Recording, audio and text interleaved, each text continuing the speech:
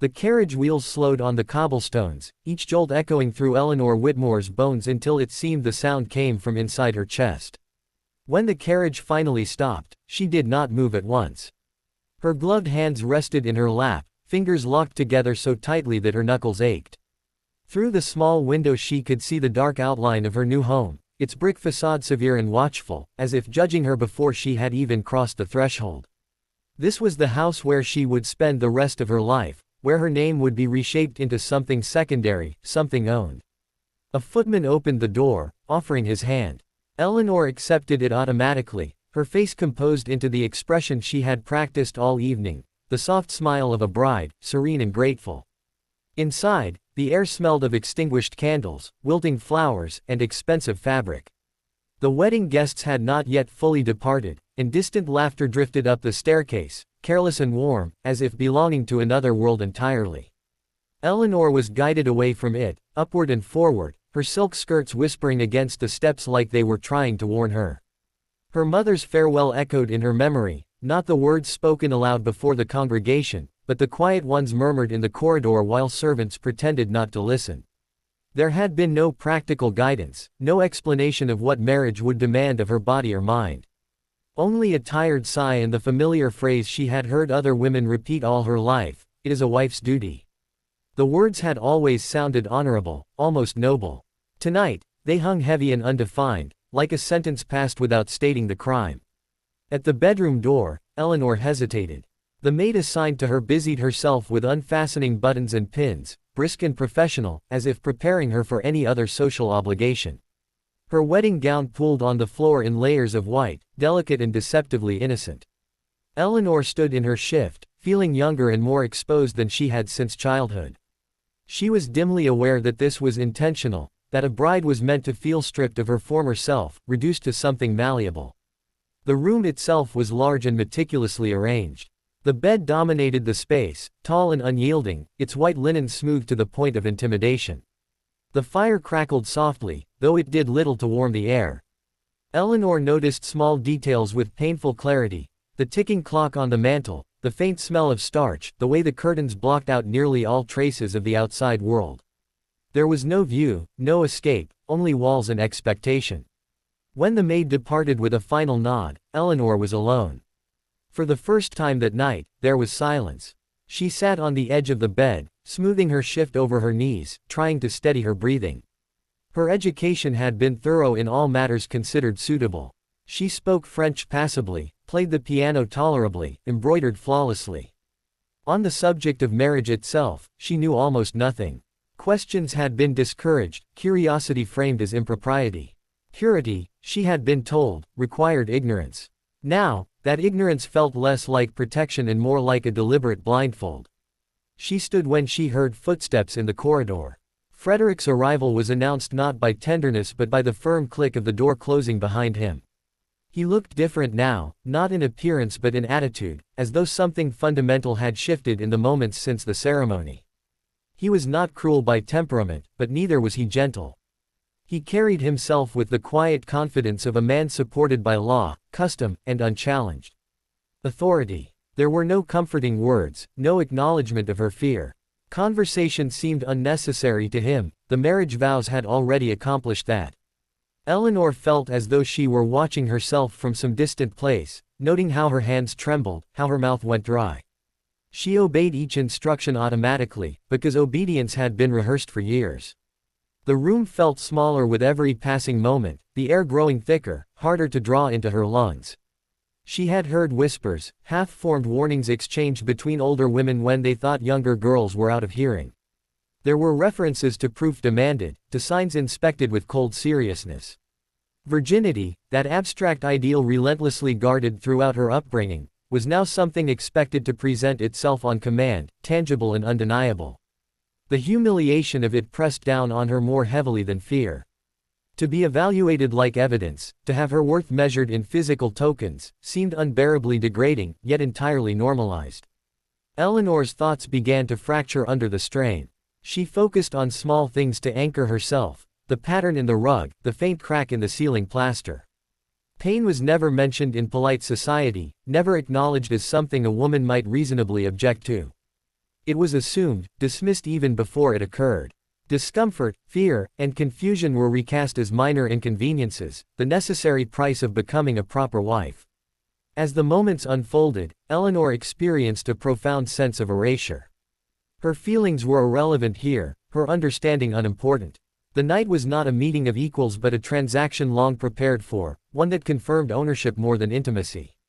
The language surrounding it, duty, virtue, sanctity, could not conceal the reality that she was expected to submit, not participate.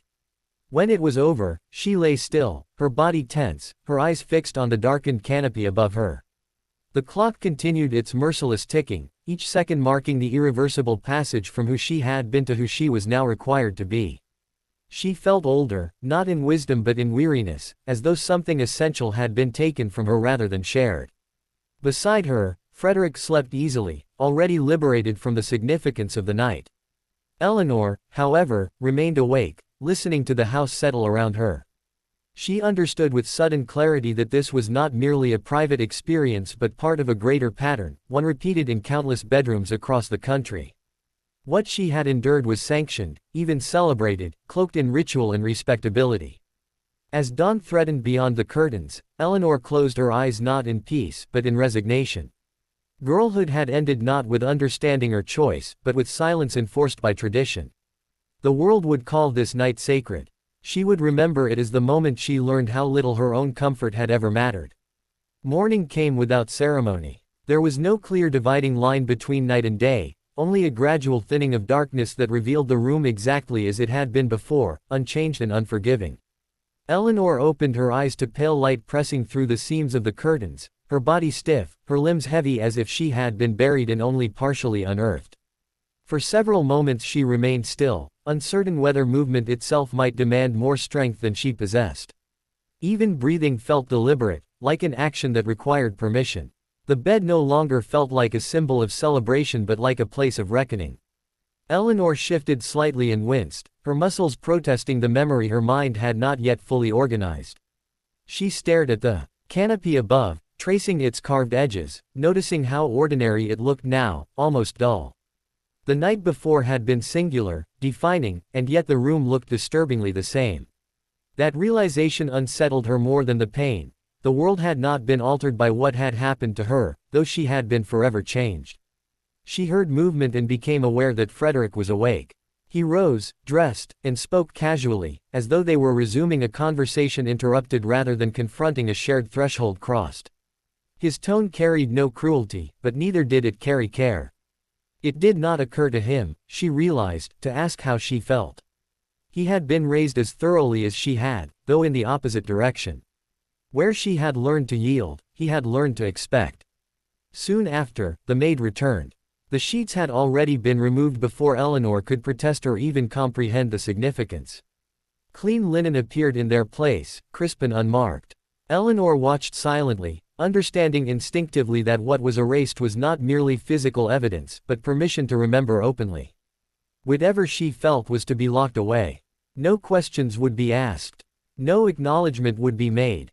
Respectability demanded efficiency. Dressed once more in proper clothing, Eleanor descended the stairs with measured steps. Each movement felt unnatural, as if she were animating a body that had not yet accepted its new reality.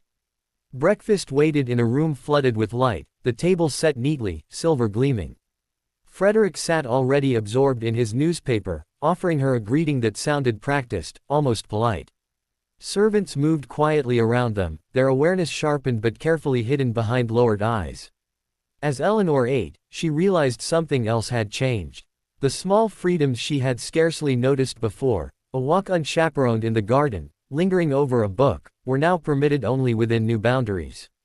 Marriage, she saw, was not just a domestic arrangement. It was a redefinition of her existence. Her time, her body, and even her silences now belonged to another schedule, another authority. That afternoon, visitors began to arrive. Congratulations were offered with enthusiasm, faces lit with curiosity thinly veiled as concern. Eleanor endured kisses on the cheek and whispered inquiries disguised as jokes. All settled now, one woman laughed softly. Eleanor responded as expected, smiling gently, lowering her eyes. Each exchange reinforced the unspoken understanding among them. They all knew what the night had entailed, even if none would dare articulate it plainly. Later, she was visited by Mrs. Harobi, an older woman married for nearly 3 decades. The room filled with the scent of lavender and restraint. She spoke kindly, but her kindness carried weight. "It grows easier," she said, as though discussing the weather. "We do not speak of it, you know. There is comfort in that." Eleanor nodded again, sensing that to reject this advice would invite isolation. Silence, she realized, was not merely encouraged, it was enforced by the promise of belonging. As evening approached, Eleanor sat alone in the small sitting room assigned to her use. The house was quiet except for the distant clatter of servants preparing dinner. She rested her palms against her skirts and allowed herself, for the first time, to think without supervision. The injustice of her ignorance pressed against her mind. Why had questions been forbidden? Why had fear been framed as modesty? She understood now that innocence had never been about morality, but control. Her thoughts turned to other women, her mother, her aunts, the neighbors who smiled knowingly. She wondered how many of them had lain awake after their own wedding nights, staring at ceilings, learning the same lesson she had just been taught. The realization hollowed her chest. What felt so personal, so devastatingly intimate, was in fact a repeating pattern. The system required her pain, and so it disguised it as virtue. That night, when Frederick returned, Eleanor felt the familiar tightening in her chest. She complied outwardly, but inwardly she retreated again, building quiet walls that protected what little of herself remained untouched. She learned quickly how to exist in divided form, present enough to satisfy expectation, absent enough to survive. It was not resistance, but it was not surrender either. It was strategy. In the days that followed, Eleanor refined this inner separation. She became an attentive hostess, a competent mistress of the household, a wife praised for her composure. Behind closed doors, she began to read. Medical books dismissed women as fragile and irrational, yet hinted at truths never spoken aloud. Essays whispered about reform, about the possibility that marriage could be companionship rather than command. These ideas felt dangerous, almost illicit, but they breathed life into a part of her she feared was dying. The Victorian world thrived on appearances, on the belief that dignity erased harm. Eleanor saw now how effectively pain was buried beneath etiquette. The wedding night, which society sanctified and celebrated, was often a woman's first encounter with her own erasure. It was considered sacred precisely because it could not be questioned. As weeks passed, Eleanor no longer expected understanding from the world around her. Instead, she cultivated understanding within herself. She remembered everything, not with bitterness, but with clarity. Memory became her quiet rebellion, a refusal to allow cruelty to pass unrecorded simply because it was traditional. She understood now that endurance was not virtue, no matter how often the word was repeated. It was survival. And survival, when carried silently by generations of women, had its own power. The world was not yet listening, but Eleanor believed, cautiously, that one day it might.